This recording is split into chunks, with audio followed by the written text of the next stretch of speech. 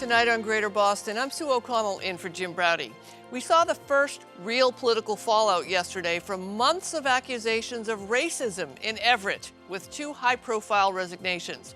But many say there's a lot more that needs to change in that city. Then later, we have just all out forgotten about the Me Too movement. Between the mockery that's been made of the Amber Heard Johnny Depp trial and Mario Batali walking away from some pretty serious accusations, it's certainly starting to feel that way. We'll discuss ahead. For many people in Everett, the resignations of a city councilor and the mayor's spokesperson after they were caught saying and sharing racist messages were a long time coming. But there's more work to be done, according to hundreds of high school students who walked out of class in protest yesterday. I'm so glad that these people are out because they should have been out a long time ago. We want more people of color on their seats. We want them to resemble us and them to make choices on our behalf. We need change! We need change! About an hour before that walkout and ahead of another rally outside City Hall, Everett Mayor Maura DeMaria announced his communications director, Deanna Deveney, and City Councilor DiPierro were both stepping down. It's an announcement that came more than 2 months after we learned DiPierro shared a racist meme with others in the city, referencing the N-word numerous times. And it was also more than a week after we learned of a leaked recording of DiPierro and Deveney joking about accusations of racism, with Deveney telling DiPierro to bring one of his, quote, dark friends, end quote, to an upcoming event. And in the days since, 2 high-profile Massachusetts figures spoke on the issue here on Greater Boston and Boston Public Radio. People like that should not be serving in office. It's quite simple. If he doesn't have the decency to know he should step down, then he should be made to step down. This is going to be a telltale moment. What do you want to be? What do you want to be remembered as? But the now former city councilor DiPierro doesn't think this should end with him, saying in a statement yesterday, quote, "I take full responsibility for my actions and encourage others who participated in this hurtful and sensitive banter to also do the right thing and step down from their positions in city government." I'm joined by the Chief Equity Officer for Everett Public Schools, Cory McCarthy, and Stephanie Ebbert, the Boston Globe reporter who published the details of the leaked recording and has been following the accusations in Everett closely over the last several months. Welcome to both of you. I want to start with you, Cory McCarthy. Who is he speaking about, and can we expect more resignations and more accusations to come to light over the next few days or weeks? You know, I'd be remiss to not mention, thank you to GBH for having me. Thank you for the members of GBH for really speaking out and giving folks the platform to speak out. Thank you to Ms. Ebbert on the call as well. Thank you to the Leader Harold and Paula Ceriti as well for really pushing these issues in Everett to the forefront. I think it's very clear, right? Morally corrupt politicians. There is a direct link between them and crimes against children. And when they are speaking to other people, they know there are people who are not supportive of their community, who stand to gain monetarily and to gain social capital from defrauding and corruption against their community. So he knows exactly who he's talking to. We know who they are talking to. There are more dominoes to fall. And I think the students made it very clear that they're very much aware of that. This is not a one and done situation. You know, Cory, if you go to the Everett website, there's a lot of talk about inclusion and welcoming and all sorts of wonderful things that Everett is indeed when it comes to the diversity of the city. Is the mayor up for the job of making sure that those who share racist beliefs or have been talking in such a way need to come forward and resign? I think, you know, are we holding, it depends on, it's two different kinds of Everett, right? Are we holding this mayor accountable to what he says or what he does, right? And if we're able to, he should resign based on us holding him accountable to what he does. But if they want to continue with someone who has been speaking in a, quite frankly, a silo of emptiness for so long and not really following through on the things he says, sure. But this mayor has shown that he has, one, condoned such behavior, two, spoken and treated women in particularly poorly in meetings. With example of Girly Adrian, no one really speaks to his moral character of being someone of a high character. And none of the kids, quite frankly, who walked out yesterday are running around saying this guy should be their role model. I remember growing up and I was like, hey, Mayor Flynn, you're a really good guy in Boston. We saw what Menina was able to give to folks. And then we have this person who employs his cousin and employs other mob style like politicians in his town. No, I think the people spoke very clearly yesterday. Stephanie, before we get you, I want to show an excerpt from Mayor Carlo DeMaria's statement last night on the City Hall resignations. He said, quote, "I believe that these steps are essential for Everett to move forward. It is critical for residents to know that we maintain our commitment to engage, educate, and elevate those who live and work here to ensure that Everett is a community where everyone feels embraced." Important to note that he won a hard battle to be reelected, I believe it was 6th term in Everett, certainly a very popular mayor. What are you hearing about the fallout from these conversations from two people who were very close to him? And just from watching the video and reading the stories, this is a very familiar, intimate conversation that they were having. There was a million different ways they could have had that conversation that wouldn't have been offensive, but they went there. What are you hearing? I think the reason we're hearing about this and this is all happening now is that people have really had it with this. I think the public showed yesterday, both the students walkout and the rally later in the evening, that they are just not tolerating it.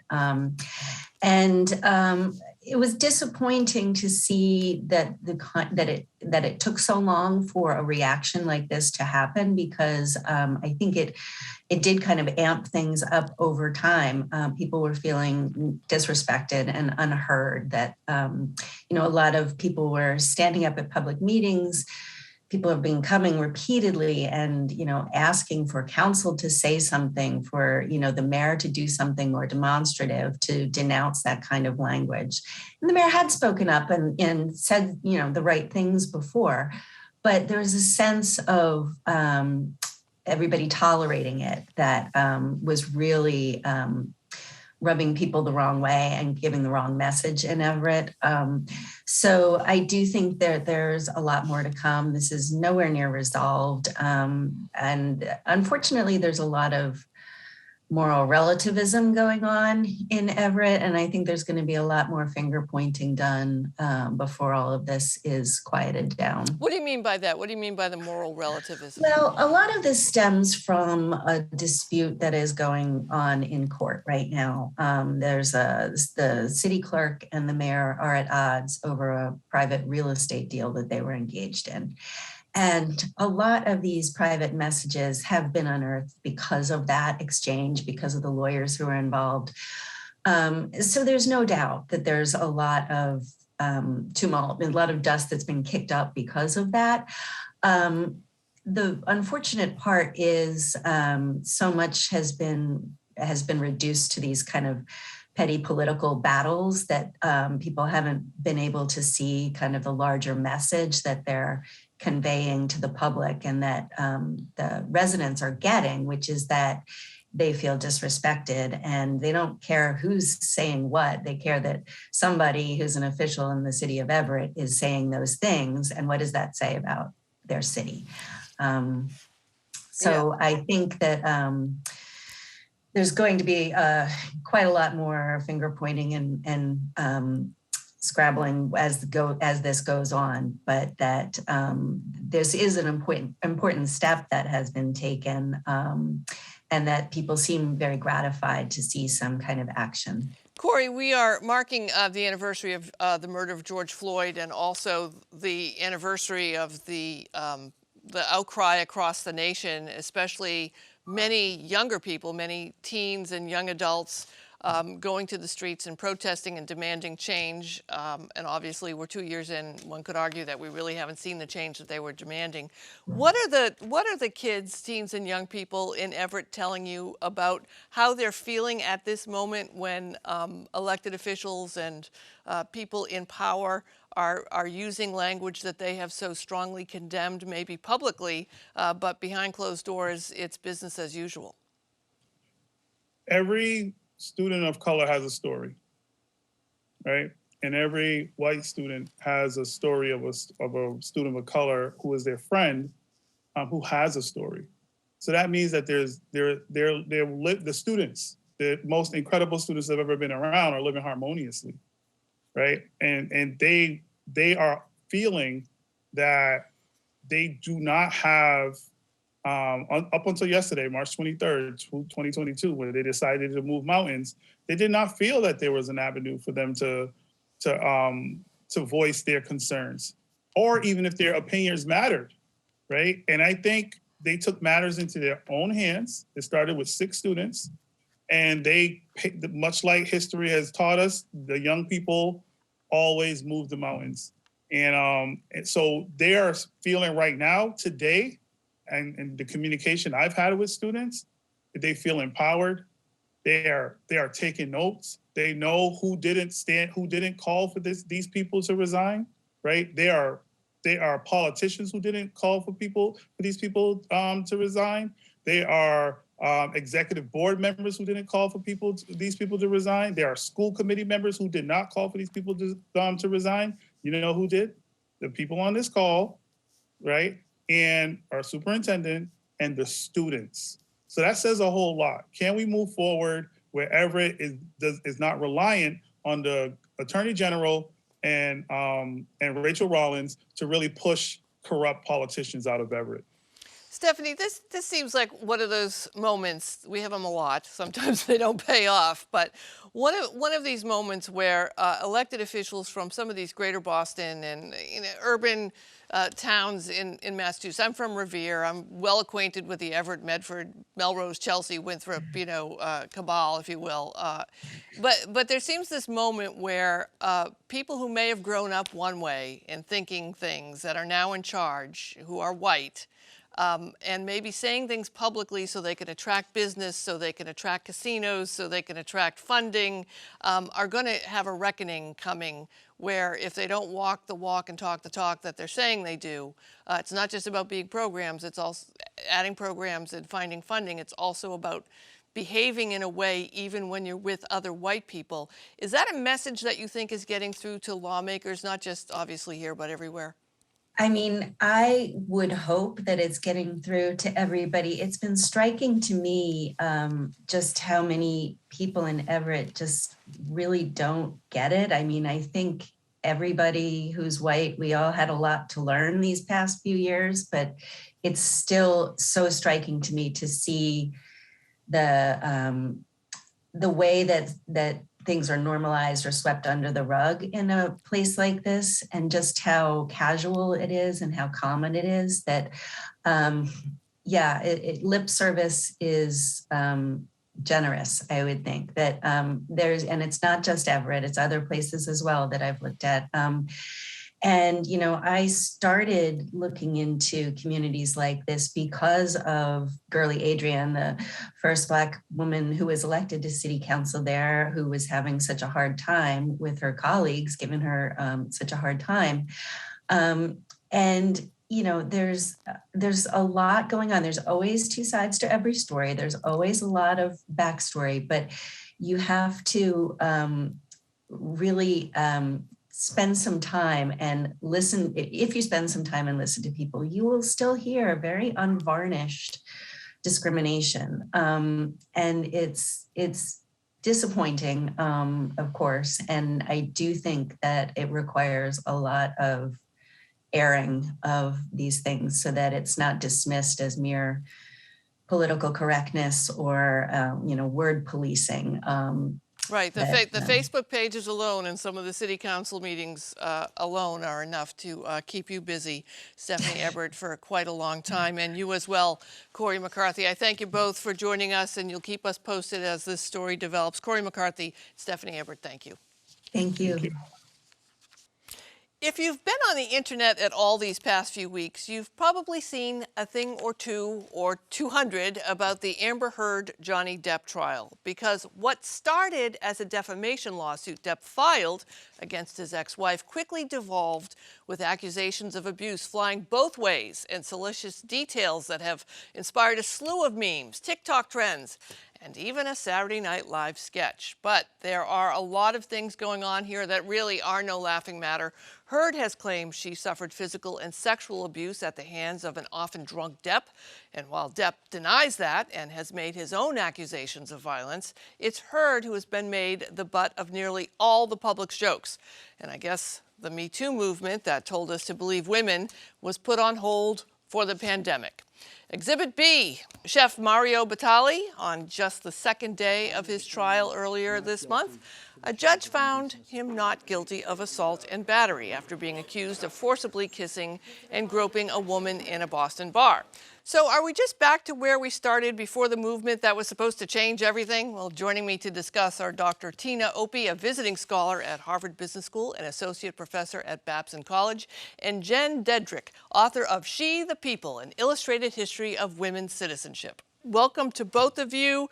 Tina, first, I feel like we have to set the table that much of what we're going to talk about is about legal things that aren't moving forward, but there's also the things in society that we hope are moving forward that I imagine the law will catch up to, as unfortunately is often the case. But Tina, I just want to start with you. What do you make of the public's reaction to the Amber Heard and Johnny Depp trial? I mean, it's a sensationalist, salacious crap show. That's what I would say. I think that people are unfortunately seeing what I would prefer to be a private situation play out in the public eye. That's the first thing. The second thing I'd say is that I would really hope that people use this as an opportunity. This is a specific situation. I hope that we don't lose the perspective that the Me Too movement for me was about believing women are credible people. They are lodging credible accusations, and that's a starting point. And then we may have data or information and we litigate the case. But I hope that we can remember, we start with the belief that the people who are accusing perpetrators, alleged perpetrators, are credible individuals. Jen, I feel concerned about hooking all of the hopes and dreams of the Me Too movement on a case where I think to Tina's point, you've got two individuals who are not very much like other individuals in the world. I mean, obviously domestic violence and sexual violence happen everywhere, but they're over here. Yeah, they're celebrities, and the case itself is complicated, and they're accusing each other. But at the same time, if you look at, the other cases that we're talking about, there doesn't seem to be legal progress in actually punishing people for behavior that I think some might say is indeed criminal. What do you think? For me, what's interesting is who's paying for all of the social media we're seeing. I've been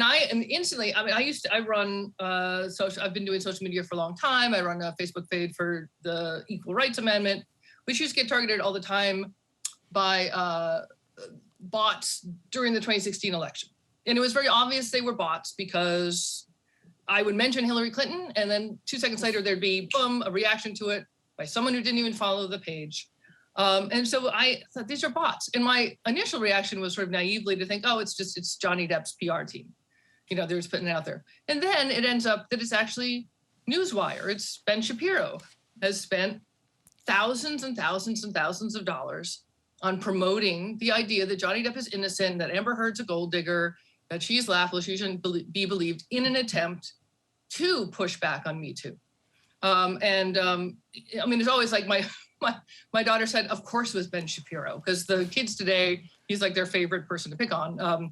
But he, and I think that's, having to look at the behind the scenes of the social media activity that's geared against women, going back to Gamergate, going back to Hillary Clinton, going back to all of it this is just part of that. It's part of the what sucks young white boys in particular into these movements that then say, oh, and also, by the way, have you thought about white nationalism? You know, like there's this kind of, this is sort of the feeder pipe that goes into that. Tina, So, you also have the issue of the fandom, which is its own particular monster that takes over on all sorts of sides. But as we're at this point in the Me Too movement, to not be able to recognize those aspects in this trial and try and, at least from a media standpoint or Saturday Night Live standpoint, let the trial run out without everybody jumping in to try and have these decisions and hanging an entire movement on what may or may not, the jury may or may not find to be plausible. Yeah, I think it's a huge mistake to do that. No one case should make a movement, nor should any one case potentially dismantle a movement. And I do want to talk about the social media aspect of this. NPR had an article which said that, I believe, I want to get the numbers right, on TikTok as of this past, Monday morning, I Stand With Amber Heard has garnered about 8.2 million views. In contrast, Justice for Johnny Depp has earned 15 billion with a B views, with a B. And I think, to Jen's point, to some of the points that you've raised, there is a piling on of support for Johnny Depp. I don't know Amber Heard. I don't know Johnny Depp from Eve and Adam. Really, I don't know them. But I think it's important to recognize we have to talk about an issue of power. And if you look at the relationship, much older man, far wealthier, whose star was much higher, it does not mean that he's lying or she's lying or whatever. But I do think we have to look at this at multiple levels, and we have to consider the power dynamics. And when you have the kind of statistics that I just shared with you, there is clearly a very biased perspective. Now, some would say that's because she's lying and he's telling the truth. Things are typically more complicated than that, as this case alludes to. Jen, we're talking about Mario Batali as well. And again, this is one of those issues of what society believes, what we may believe, and what gets to the level of criminal activity. I mean, I feel, having re-entered the workplace, that things have changed in the workplace, at least in my workplace.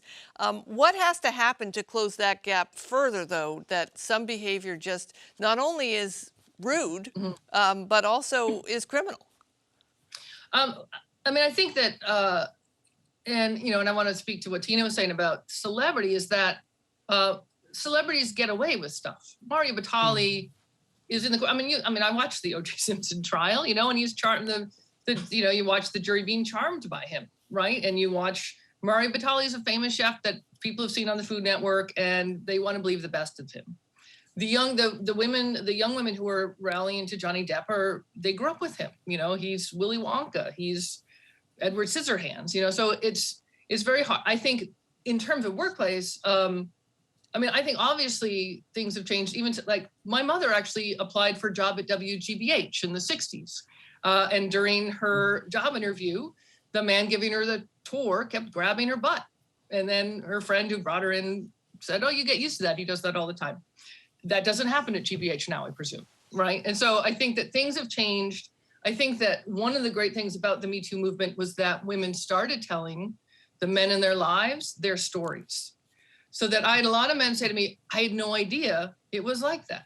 Because to them, it was a lot of, I don't act like that. So I don't know what they're talking about, where women are saying, sure, you might not act like that, but every woman has experienced that. I think that's starting to slowly, and is changing things in ways that are, Tina could speak better to this, in the workplace, where it's not celebrities, where it's just regular people interacting day to day.